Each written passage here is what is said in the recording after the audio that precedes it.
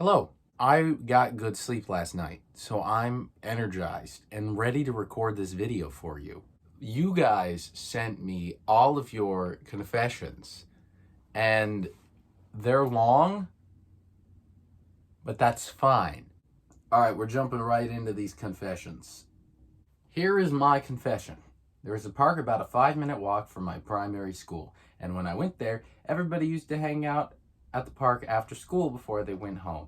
Anyway, when I was in year 2, I was at the park and I made friends with this girl named Sophia, and she was in year 4, so we would go on the zip line, me on her lap, together, and the swings and the slides and all that and malarkey. And by the end of the afternoon, we were the only ones left in the park. This park was surrounded on 3 sides by forest and on 1 side by a field, so no toilets. So if you had to wee, you had to find a secret spot in the forest and wipe with a leaf. And I found myself in this predicament, but I hated going in the forest. But Sophia says to me, "Kitty, let's go back on the slide together." And this was a fun activity because we had loads of poses for the slide. Like we'd go Superman, or backwards, or sideways. I'd much rather go on the slide with Sophia than piss in the forest. It was winter at the time, and during the winter, all the girls at my primary school had to wear tights in the uniform. So my 6-year-old logic was, oh, if I wee, the immense fortitude of my tights,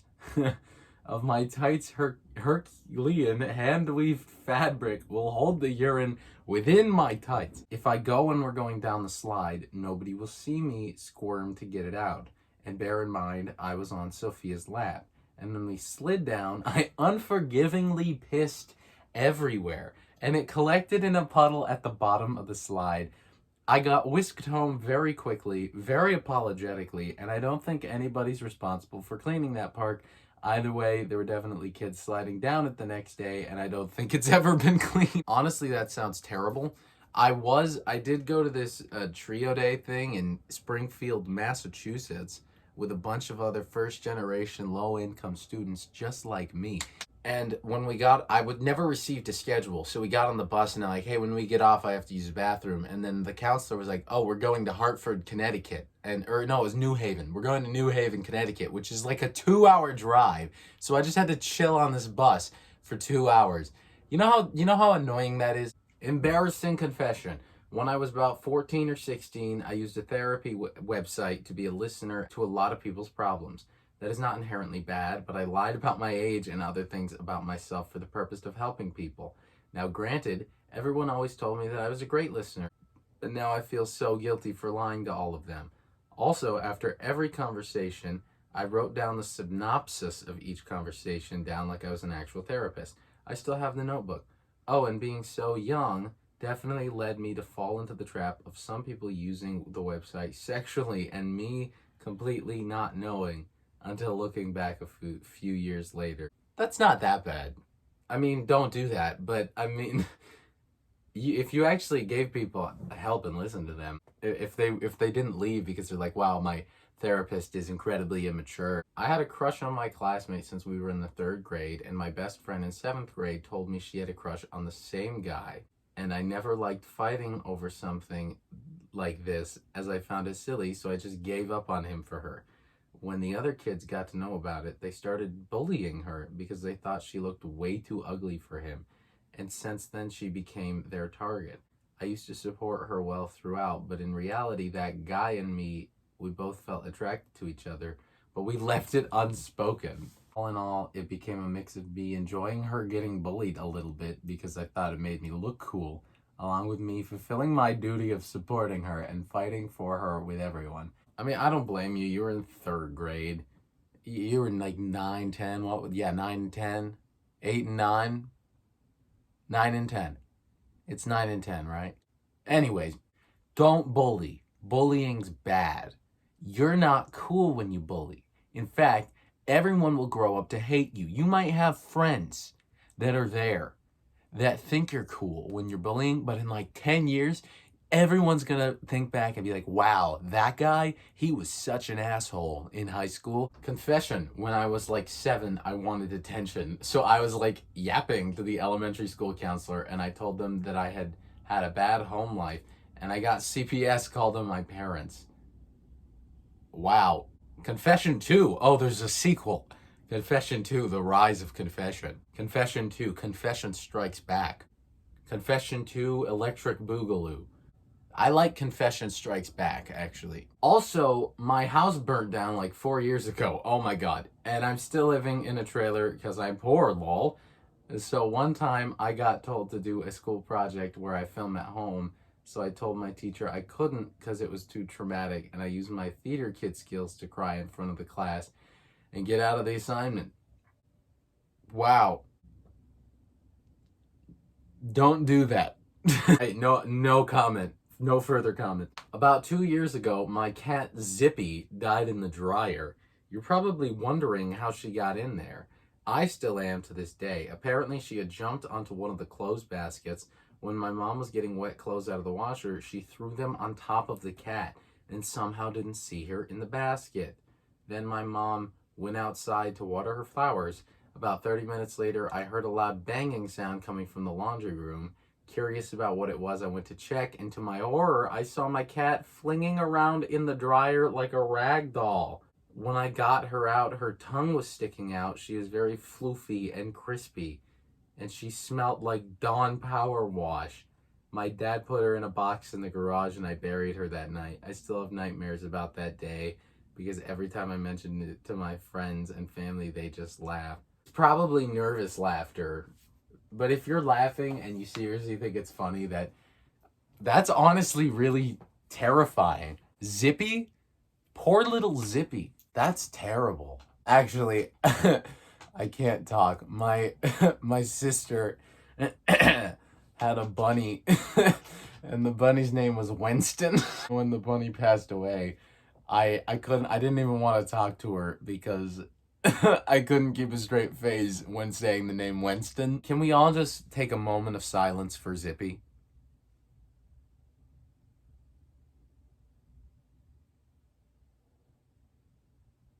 All right.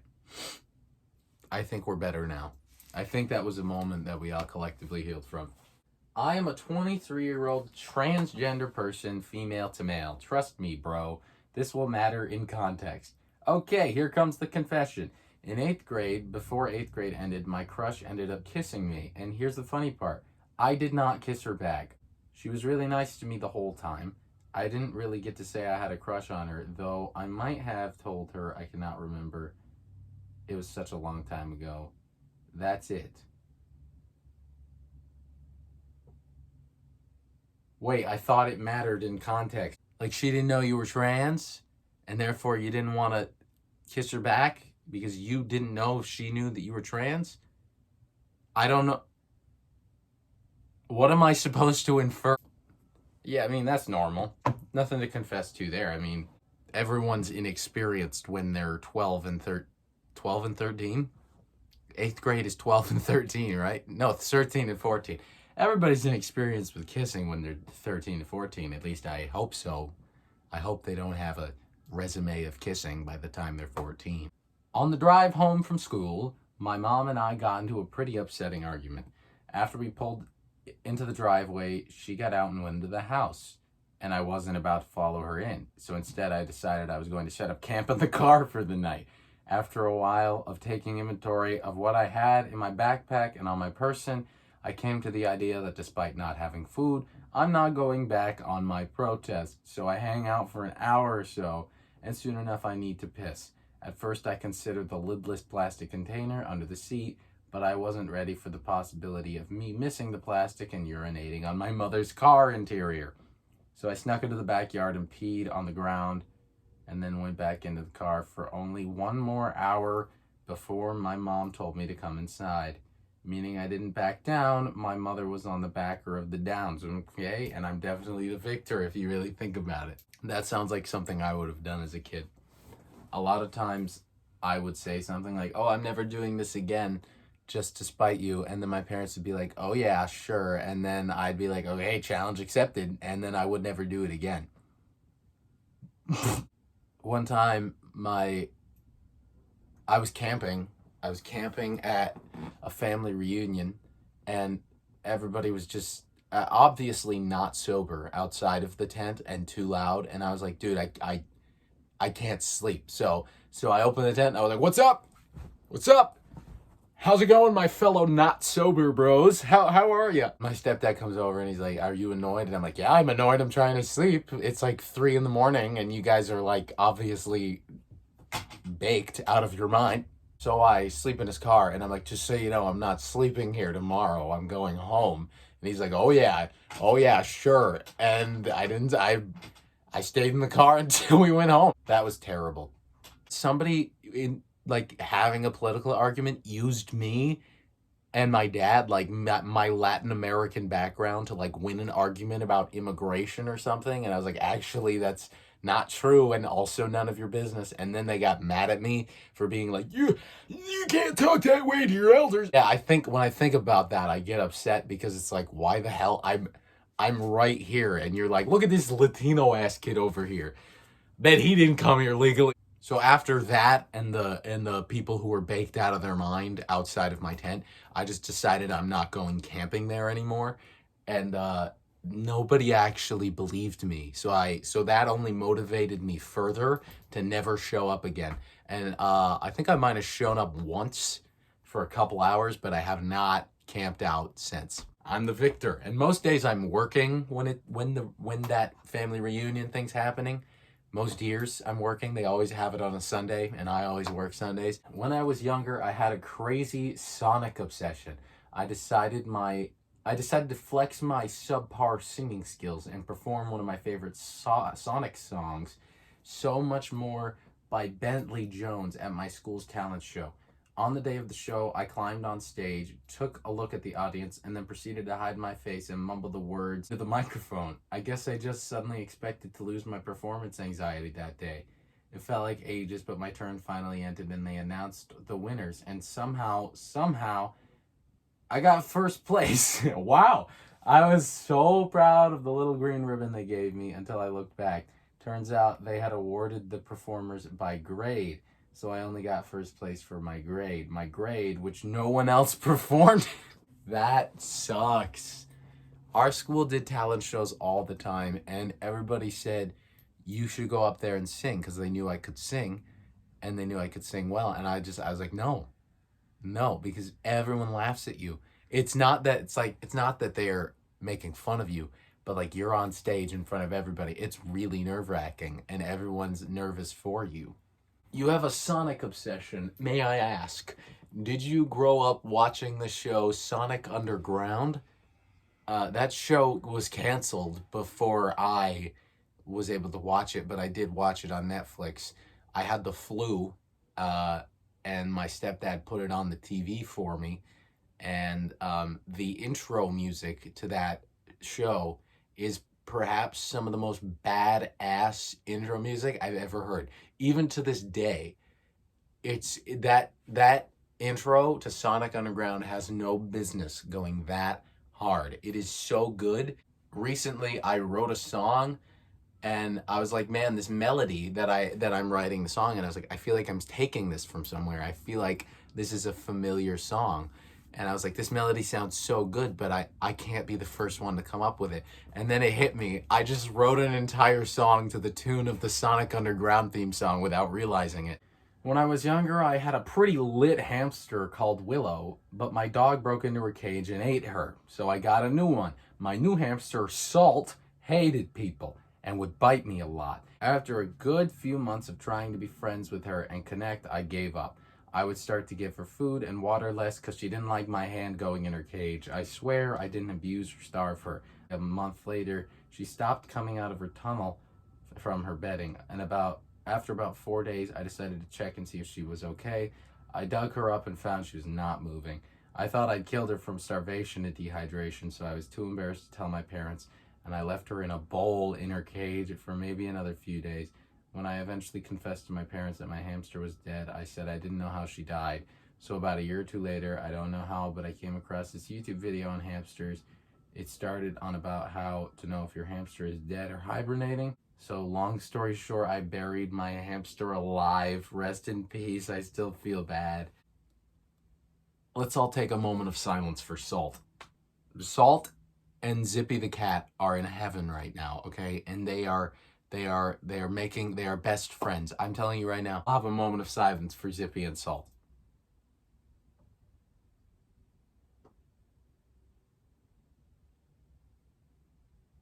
All right. When I was in 6th grade, me and my friend wrote on sticky notes like love poems in French and stuck them into random classmates and schoolmates' bags. A day later, the private school confessions Instagram, we had blew up with people wondering why they had got love poems on their bags. Some relationships ended, others started. 2 days later, a fight broke out between a girl and 2 boys, and the school did a search for phones. Nobody knows it was us. Also, there was this racist PE teacher. All right. Sick. A racist PE teacher. What a strange detail to just add on to the end of your story. When I was in the shower and I was younger, I was always scared that Dora the Explorer would break in and attack me. It was because my sister used to joke about Dora coming in to explore how long I'd live. That's nice. Confession, I'm gay. Okay. Cool. Congratulations. I gotta be at least one of the first confessions because I'm bored and I'm a different person now. And I'm sober. I cheated on a guy with his best friend and then dated said best friend, then cheated on said best friend with another guy, and then I got back with the first guy. They're not friends anymore. All right, that is all the time that I have for today. Thank you, everybody. No, but that's not. Wow. Wow. Wow. Whoa. But Jesus. My stepfather had an idea, which is a Q&A, but with him. I'm going to ask you, leave your Q&A questions down in the comments below, but these are Q&A questions directed at my stepfather. I will be asking these questions to the man who raised me. So please, do your worst. This was my stepfather's idea. If he has a problem with it, it was his idea. So thank you, everybody, so much for watching. If you liked it, please consider subscribing as I put a lot of work into my videos. And as always, I'll see you in the next video. Peace.